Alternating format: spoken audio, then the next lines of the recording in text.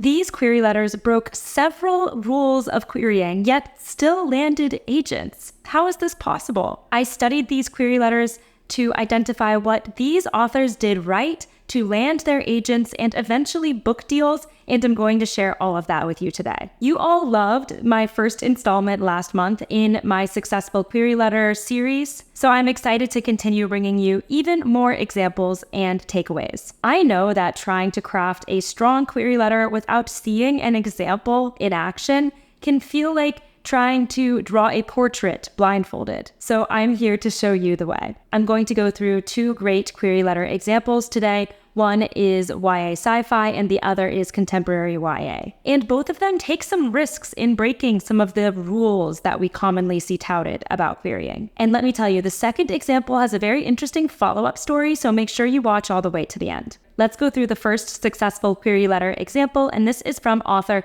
Zoe Hana Mikuta, who is the author of the YA duology Gearbreakers, as well as Off With Their Heads. She is repped by Laura Rennert of the Andrea Brown Literary Agency, and this query letter was for her debut novel, Gearbreakers. Dear Agent, in an age of mechanical deities puppeteered by a power-hungry nation, the sole defense against the onslaught of false gods is a ragtag group of renegades known as the Gearbreakers, and 17-year-old heiress, the Frostbringer Shindanai, takes pride in being one of the most infamous of the lot. Her mission is simple: infiltrate any wind-ups, a charming nickname for these 100-foot-tall bionic nightmares that dare to cross her path, and take the atrocities apart from the inside. As a top student of Godolia's famed wind-up academy, Sona Steelcrest is expected to be grateful for the wires shoved through her veins, the microchips implanted along her brainstem, and the cable sockets puckering the skin of her forearms. These mods mark Sona as a full-fledged pilot, giving her the ability to cinch with the wind-ups and use their arsenal of detrimental skills to ensure that the nation of Godolia remains sealed to its place of power. But Sona's true loyalties lie far outside of Godolia's grasp, and when she learns of a new model of wind-ups that could mean the end of the Gearbreakers, she seeks out the Frostbringer's help. While Eris struggles with putting her desire for Godolia's peril over her distrust of the wires running beneath Sona's skin, she finds that Sona's hatred of the wind-ups surpasses even her own, and her wariness is soon replaced with feelings far distant from the revulsion that pilots have always conjured. And for the first time, Sona has found someone to fight for. Or more likely, after stumbling across a dangerous opportunity to destroy Godolia once and for all, someone to die for. I am seeking representation for Gearbreakers, a YA science fiction novel complete at 120,000 words. Gearbreakers is Pacific Rim meets Cinder meets Mockingjay, written for readers who enjoy robot sword fights and battle-primed female protagonists, as well as those who are seeking LGBTQ main characters in the science fiction genre. I am currently an English student at the University of Washington in Seattle and have a background in kickboxing, which proved to be extremely helpful in shaping the multitude of fight scenes in Gearbreakers. I have pasted the first 10 pages of the manuscript below for your consideration. Zoe mentioned that she sent 3 versions of this query letter before landing on this one, which got her her agent. She felt that the first version was a bit too wordy and that the second version didn't illuminate the stakes of the plot well enough. I totally recommend iterating on your query letter like this if you are finding that it's falling short, or if you aren't getting the responses from literary agents that you want. It can never hurt to revisit your query letter, especially your plot blurb section, to make sure it is tight and that it is teasing the plot and the story effectively. What I love about this query letter especially is that Zoe is giving us a lot of great world-building detail. We understand the broader environment that the characters are operating within, which helps us understand the stakes and the conflict at play. Including world-building to some degree in your query letter is especially important for science fiction and fantasy novels, where we are not operating in our established world, and you need to clue the agent in on some of the key aspects that differentiate this world from our own. Another really effective aspect of this query letter is that Zoe highlights what unique qualities her book possesses and how it's primed to bring something new to the genre. She mentions robot sword fights and battle-primed female protagonists, and LGBTQ characters in the science fiction genre, all of which could capture an agent's attention if they are interested in any or all of those things. Zoe's query letter comes out under 400 words at 377 words. Let's go through the second successful query letter example, and this is from author M.K. Pagano. She is the author of Girls Who Burn,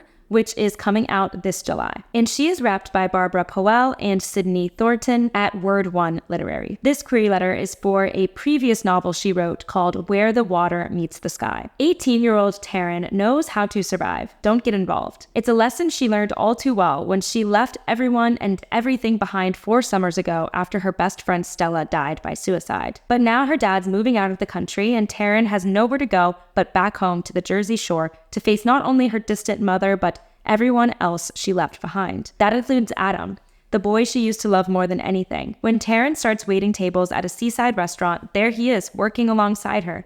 And suddenly, it's not so easy to stick to her rule. Being around Adam brings back memories of the summer she left, the good and the bad, the bonds she and her friends built and the secrets they kept. And soon the guilt Taryn's carried for the last 4 years is all she can think about. Because Taryn is the only one who knows why Stella would have killed herself.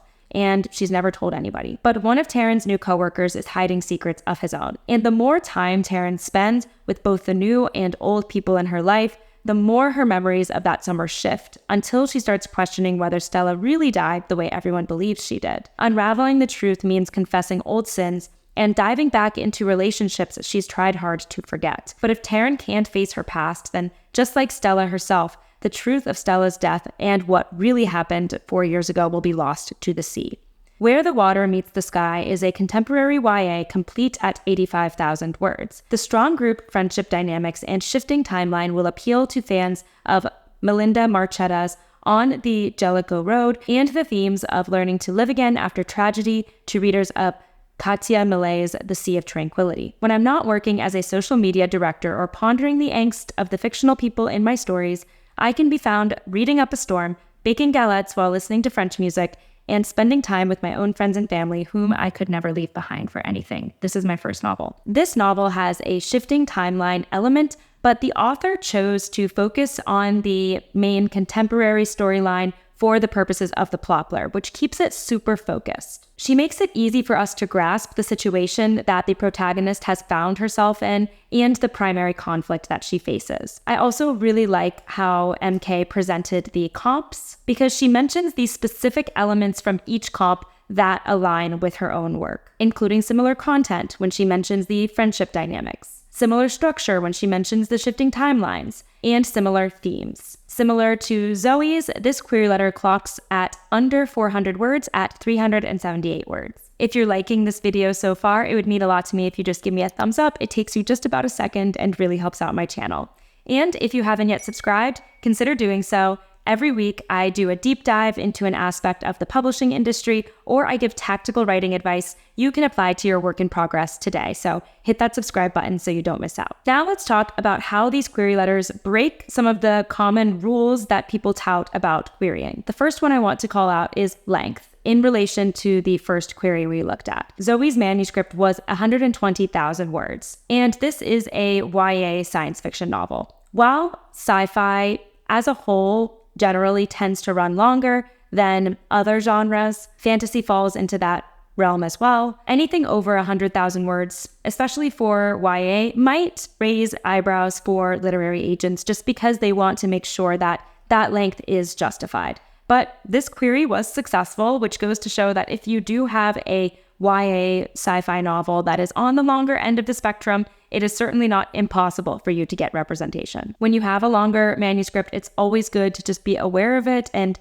try to trim if it comes naturally, and you can do so easily. But if the manuscript justifies that length, it's certainly not a complete deal breaker for you to get representation and a book deal. In both Zoe and MK's query letters, they included older comp titles. Zoe got her agent in 2018, so 2 of her comps were older than 5 years old. And MK's first comp in her query letter is more than 5 years old as well. I know comps are a huge concern for many authors who are putting together their query letters. Admittedly, comps can sometimes be a pain to find. So if you find a perfect comp that really speaks to a specific aspect of your story in a way that no other title does, but it's older than 5 years old, it's not necessarily off the table for you to use it.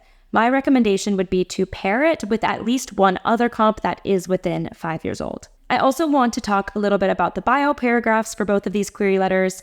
Neither of these authors mentions having formal writing credentials. Both of them were debut authors with no publications under their belt at their time of querying. So please know that it is not a requirement for you to have any type of writing credential to query successfully. Both of them also mention specific hobbies in their query letter, which is something I don't necessarily recommend including unless you want to or you feel it adds to your query. But in these cases, these little personal details do work well. Zoe mentions her expertise in kickboxing, which speaks directly to the fight scenes in her novel, and MK mentions her love of baking galettes and French music, which gives us a bit of insight into her personality outside of her writing. All of these are examples of ways that these authors bent the standard rules of querying a little bit, and it worked to their advantage. So I hope that helps you understand that the rules that people say about querying or writing query letters isn't always as rigid as we think, and you can be successful without following every single rule to a T. Another interesting fact about both of these authors' querying journeys that I wanted to call out is that both of them are now represented by different agents than the initial agent that they got with these query letters. It certainly happens that authors change agents over the course of their career, so querying might not be a one and done process for you. In MK's case, the novel that she wrote that query for actually died on submission, which is a morbid term that we use when an agent does not sell a book successfully to a publishing house. So when she and her initial agent went out with this novel to publishers, no one made them an offer, so she queried a totally different book and got a different agent, and now that novel is her debut publication coming out this year. And in fact, when she queried that new novel, she got 4 offers. That's all to say that the querying process is not perfectly linear, and your journey might take you through multiple different book projects or multiple agents, and that is completely fine. Every author's career looks a little bit different, and there's absolutely nothing wrong with that. So what did you think of these query letters? Drop me a comment and let me know if you'd like me to continue doing this series with more query letters. And before you head out, I have a freebie waiting for you in the description below. It's my story self-assessment worksheet. If you're stuck with your current draft, this is the resource for you. It is a fun quiz designed to help you see your book in a new light and identify how to elevate it on the next draft. Downloading that's also going to sign you up for my free newsletter, Chapter Break, where I am doing exclusive interviews with literary agents and successfully published authors. They're giving some amazing tips I don't want you to miss out on. The links to download your free story self-assessment and check out Chapter Break are in the description.